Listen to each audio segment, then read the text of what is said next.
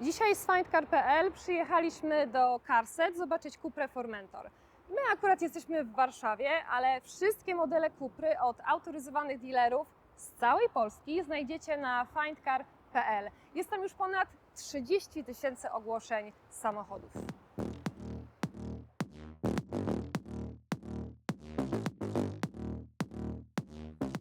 Jest ze mną Cupra Master Denis Kotula i Cupra Formentor, czyli jeden z najbardziej wyrazistych crossoverów w ofercie Carset.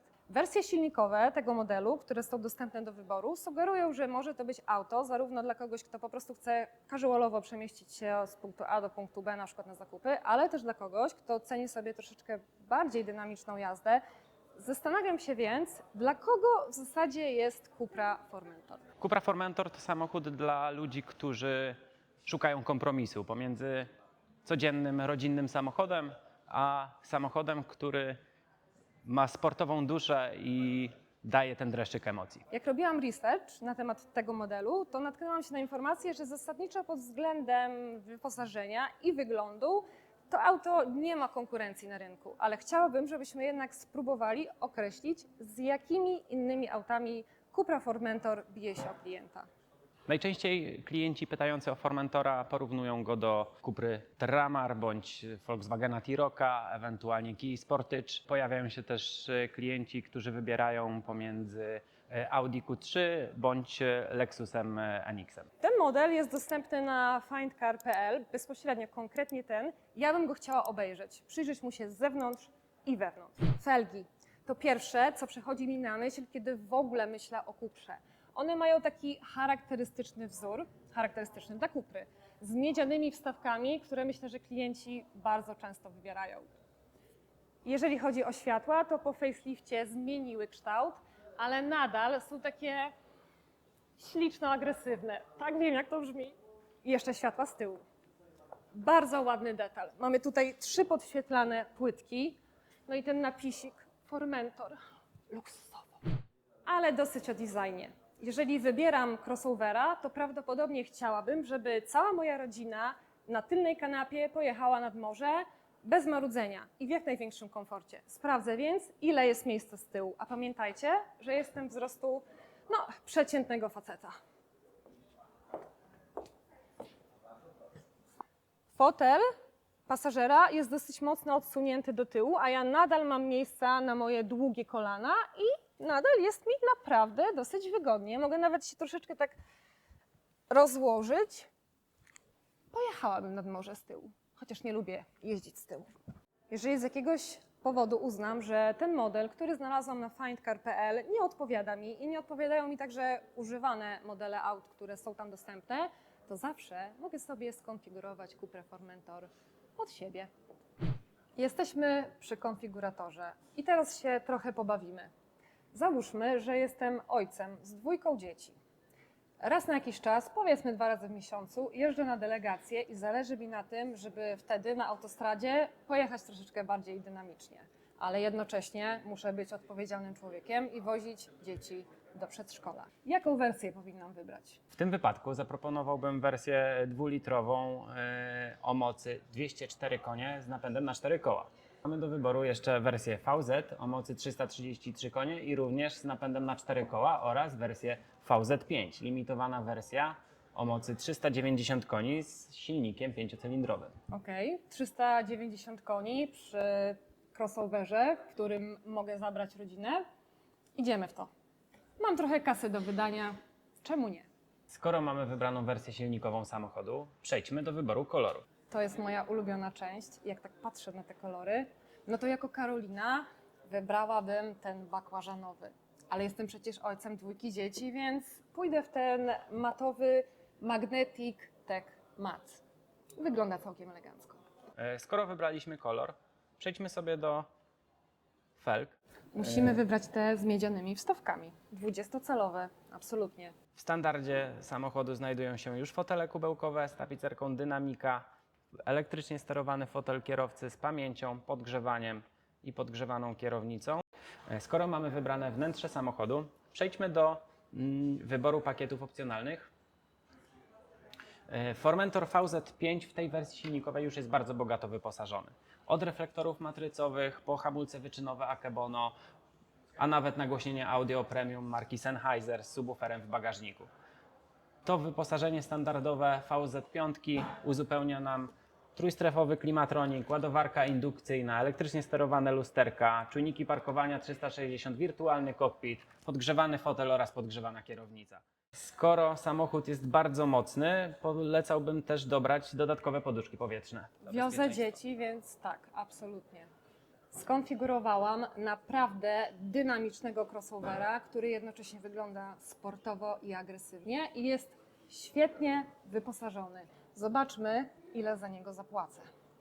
Cena tej konfiguracji wynosi 333 797 zł, natomiast to jest cena katalogowa. W ramach dobrze układającej się współpracy jestem w stanie tą cenę zrabatować. Rabat mogę przydzielić w zależności od produktu finansowego, z którego skorzystamy. No właśnie. Jestem ojcem z 2 dzieci, no i jeżdżę na te delegacje, ale jednocześnie mam firmę. Zależy mi na tym, żeby wziąć Formentora na firmę. Jakie mam opcje finansowania? Dla przedsiębiorców mamy przygotowane 3 formy finansowania. Kredyt klasyczny, w którym spłacamy 100% wartości samochodu i jesteśmy jego właścicielem po wykupie. Kredyt jak abonament, w którym spłacamy tylko prognozowaną utratę wartości pojazdu. To jest produkt, który pozwala nam jeździć nowym samochodem za niską miesięczną ratę oraz najem kompleksowo, wszystko w jednej racie, ubezpieczenie, serwis. Która z tych form finansowania jest najchętniej wybierana przez klientów? W tym momencie najchętniej wybieranym przez klientów produktem finansowym jest leasing jak abonament. Czas oczekiwania na taką konfigurację pojazdu wynosi około 3 miesięcy. To niedużo, a dla tych 390 koni jestem w stanie poczekać 3 miesiące. A jeżeli nie chcesz czekać na swoje auto 3 miesiące, to już teraz zapraszamy na findcar.pl, gdzie znajdziesz 730 takich egzemplarzy dostępnych od ręki. Jazda testowa. To jest taki moment, że albo się zakocham w tym aucie, albo pomyślę, to nie to. W ogóle ja pierwszy raz jestem w Cuprze. Pierwszy raz będę kierować Cuprą. Czy jestem podekscytowana? Tak, jestem podekscytowana. Mamy tutaj naprawdę bardzo przejrzyste i intuicyjne menu. To, co mi się podoba najbardziej, to jest łatwo dostępny skrót przycisków, który mogę skonfigurować pod siebie, aczkolwiek w tym momencie on jest tak skonfigurowany, że mi wszystko pasuje. Mogę wyłączyć system start-stop. Mam Wi-Fi. No, generalnie możecie sobie tutaj wszystko zrobić totalnie pod siebie. Mamy też taki fajny skrót do asystentów. Prosty przycisk i jestem w stanie dostosować sobie tutaj tych wszystkich asystentów do mojego aktualnego trybu jazdy albo i nawet do mojego humoru. Dobra, ruszamy w trasę. Co tutaj mamy najważniejszego? Widzę, że mamy, jeżeli chodzi o muzykę, tak, przełączanie, chyba podgłaszanie. Mogę sobie tutaj zadzwonić od razu z ręki.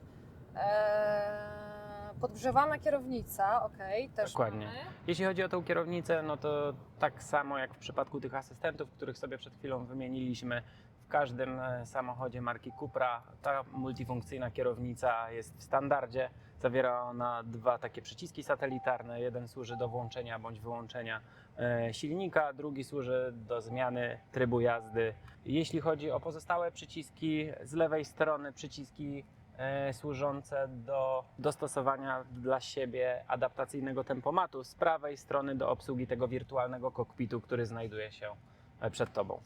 Wow, w ogóle śmieszne będzie to, co powiem, ale ja w ogóle nie czuję pasów. Nie czuję, że te pasy mnie trzymają i to jest mega komfortowe, bo ja nie lubię, jak mi coś uciska, także to jest moje pierwsze wow, pasy. Rozmawialiśmy przy konfiguracji o wersjach silnikowych. To jest ta taka pośrednia wersja silnikowa. Ile ona realnie pali w mieście w korku, a ile w trasie? Realnie poza tymi danymi, które podaje producent, no tutaj musimy w mieście liczyć na spalanie około 9-10 litrów. Wszystko zależy od tego, jaki mamy styl jazdy. Jeśli lubimy tą dynamiczną jazdę, ruszyć dynamicznie spod świateł, wyprzedzać, no to musimy się zbliżać już do tej wartości 10 litrów na 100 km. Natomiast jeśli wykorzystujemy samochód do przemieszczania się z punktu A do punktu B, ale zwracamy uwagę na ekonomię, no to myślę, że w granicach tych 9 litrów, może troszkę mniej jesteśmy w stanie osiągnąć. Jesteśmy teraz na dość krętej drodze, zakręty, które pozwolą nam docenić to, w jakim fotelu siedzimy. Fotel kubełkowy, który jest tak dostosowany, żeby nas pod pachami troszkę mocniej okalać. To powoduje, że nie wypadamy z tego fotela wraz z siłą odśrodkową. Warto na takiej drodze zwrócić na to uwagę. Sczytał 60, sczytał elegancko, no to mogę 60. Okej, muszę przekroczyć, powyżej 5, jak przekraczam, to już mam sygnalizację. Dokładnie tak. I na początku mi sygnalizuje tak migając, okej. Tylko migając. To jest bardzo ważne. I sygnał dźwiękowy jest tylko raz. Przy przekroczeniu prędkości nie jest to na tyle uciążliwe jak w innych markach, że ten sygnał cały czas towarzyszy, aż zmniejszymy swoją prędkość. Trochę czuję, że płynę, ale może to jest kwestia tego, że się też przesiadam z samochodu, który jest strasznie twardy, a ten z kolei jest naprawdę bardzo mięciutki i komfortowy. Zdecydowanie jest to samochód według mnie na długie trasy. Przy tej masie 390 koni naprawdę robi wrażenie. We wszystkich Cuprach, w tym Formentorze oczywiście, jest coś, co doceni każdy roztrzepaniec taki jak ja. W tej chwili samochód przygotowany jest do jazdy, mamy go w trybie drive.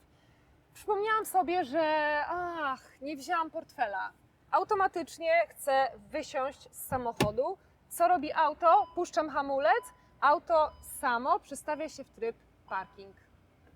Ja mam poczucie, że na ten moment wiem o Cuprze Formentor wszystko, co potrzebne mi jest, żeby zdecydować się na zakup. Dziękuję Ci bardzo, Denis. Dziękuję Tobie również. A Was zapraszam do naszego salonu Cupra Warszawa Włochy. Ten i inne egzemplarze oprócz na Find Car znajdziecie właśnie tutaj. Serdecznie zapraszam. A teraz klasycznie na koniec każdego odcinka nasz sprint od 0 do setki. Automat czy manual? Zdecydowanie automat. Miękka hybryda czy pełna benzyna?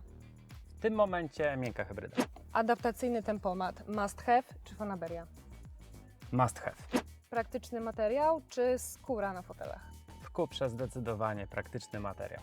Elektryczna pokrywa bagażnika. Wygoda czy fanaberia? Zdecydowanie wygoda.